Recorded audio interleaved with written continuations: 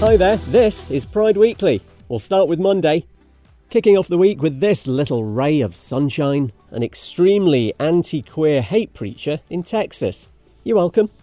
Previously, Duncan Urbanek said homosexuality should be illegal and all gay people should be shot in the back of the head. Guess that means he's not up for a few Bacardi Breezes at GAY this weekend then.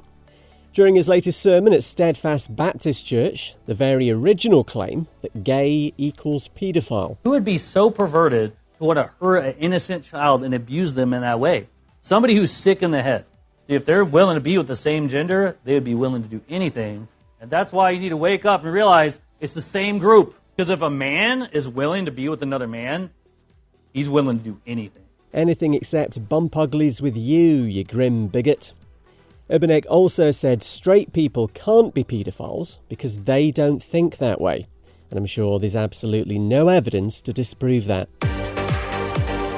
It's the start of Transgender Awareness Week, highlighting the lives of trans people and the challenges they can face. Also a chance to flag up how to be a good ally, so the likes of respecting pronouns, using gender-inclusive language, and pushing back against transphobia. Always comes ahead of Transgender Day of Remembrance on the 20th, in memory of people killed in acts of anti-trans violence. And a bishop in Texas who's against attempts to make the Catholic Church more LGBTQ+ inclusive has been sacked by the Pope. The Vatican says Joseph Strickland's being relieved of his duties. It's thought they've been investigating his handling of financial matters. He reckons it's a travesty queer inclusion's even up for discussion by the church. Enjoy your retirement, yeah? It's Pride Daily for Tuesday. Over 20,000 people have signed a petition against a Thanksgiving Day parade in New York over claims it's going to be a non-binary and transgender extravaganza. Now, as amazing as that sounds, the annual event run by Macy's department store only has 2 non-binary performers, but that's too many for a conservative Christian group called 1 Million Moms, which says tens of millions of TV viewers could be exposed to the liberal LGBTQ agenda. It's a shame these bigots can't be exposed to an education. Hemant Mehta's from the Friendly Atheist YouTube channel. He says the organisation's name is a bit of an exaggeration. It's really just one angry Christian mom. 1 million moms sounds official. It sounds intimidating. It's a lot scarier to retailers than one Christian mom with a lot of spare time. The website even says the name is more aspirational than anything. Over the years, the group's gotten itself worked up about all kinds of queer-related stuff, including special rainbow Oreos for Pride Month. And fair enough, they're what turned me gay. An Australian police force has been criticised for downplaying violence against queer people over the course of 4 decades. Comes at the end of an inquiry in Sydney into LGBTQ+ hate crimes, with the New South Wales force accused of being overly defensive and adversarial in its approach to the hearings. There's also been a focus on whether police bias and indifference affected how crimes were investigated. A final report's due next month. And UK Motorsport's governing body has launched a transgender inclusion policy. It commits Motorsport UK to having trans, non-binary, gender fluid and intersex people as competitors, marshals and officials, amongst other positions. And the body will allow self-ID regardless of whether someone's got a gender recognition certificate. It's Pride Daily for Wednesday. Claims Mexico's first non-binary judge was murdered by their partner are being disputed. The body of Jesus Ociel Baena was discovered at home alongside that of Dorian Daniel Nieves. Authorities say Jesus was killed by Nieves, who then took their own life. LGBTQ+ rights groups point out the 38-year-old had previously received death threats and say hate crimes are minimised in Mexico, where anti-queer violence is common. People in Austria who were investigated or convicted for being gay can claim compensation from a €33 million fund.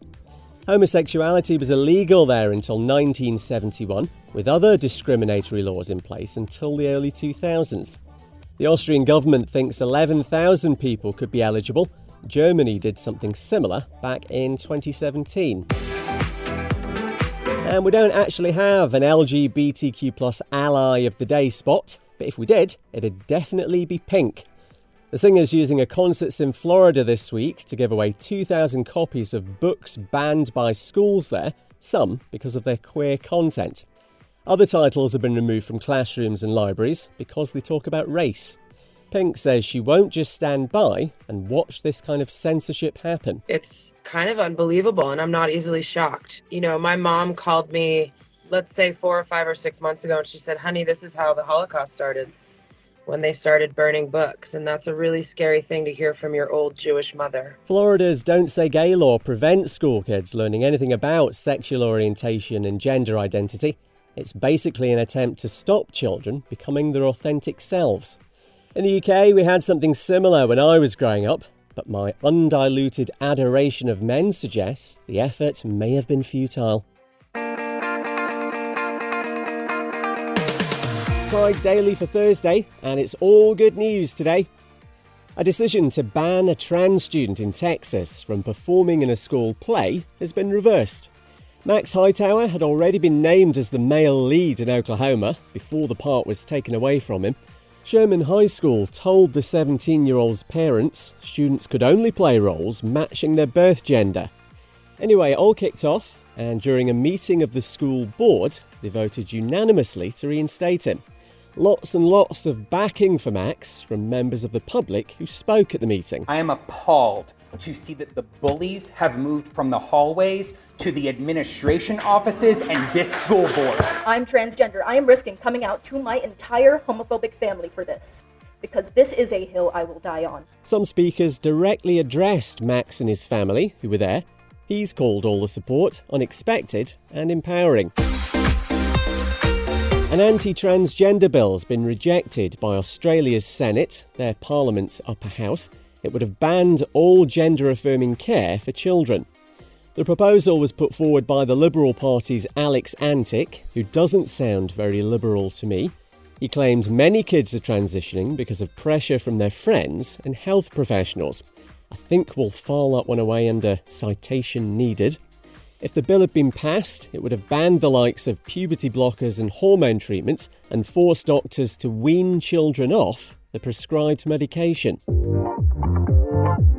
And it's just a trial, so don't get too excited, but the Church of England's going to have special services to bless same-sex weddings. Comes off the back of a narrow vote in favour by the ruling body of the church, and we could see the first services within weeks. They won't be formal weddings as such, but there'll still be all the things you'd expect, like prayers, rings and confetti. And perhaps, for added authenticity, 3 fistfights and 7 arrests. It's Pride Daily for Friday. A Catholic school in Australia has invited a gay author to give a talk. They had but one little request. Could you maybe just gloss over the whole gay thing? Possibly a bit of an ask, because the latest young adult fiction novel from Wilka Starkis explores same-sex relationships and coming out. Feels like the school didn't get the memo here. He says being gay is a vital piece of his identity. It informs his writing, and the school's being disrespectful. Will tells the Love Oz YA YouTube channel school visits are an important part of his work. That connects me with my audience, conducting writing workshops, chatting to teens. And I know when I'm speaking to teens, within 5 minutes, you know if you've lost them. That's helped me sort of stay present. That is what keeps my writing relevant. Will says it's not the first time this kind of thing's happened to him, and he worries about the message it gives to LGBTQ+ kids. Back in 2016, another Catholic school visit was cancelled at the last minute, a few days after he publicly came out. Being gay in public is now legal again in a city in Tennessee in the US. It's 2023. A local law was passed in Murfreesboro in June, which essentially banned any same-sex public displays of affection like kissing. Since then, things have got legal, nothing like a big old lawsuit to focus the minds of bigots. Now the council there's removed the term homosexuality from an outdated definition of indecent behaviour. And a gay US civil rights leader who's long been overlooked despite making history is now getting the recognition he deserves. Bayard Rustin was the main organiser of the March on Washington in 1963, where Martin Luther King gave his I Have a Dream speech in front of more than 250,000 people. A new film on Netflix looks at the homophobia and racism he came up against and how he wouldn't hide his sexuality for political convenience. I'm Kev McGrath. See you Monday.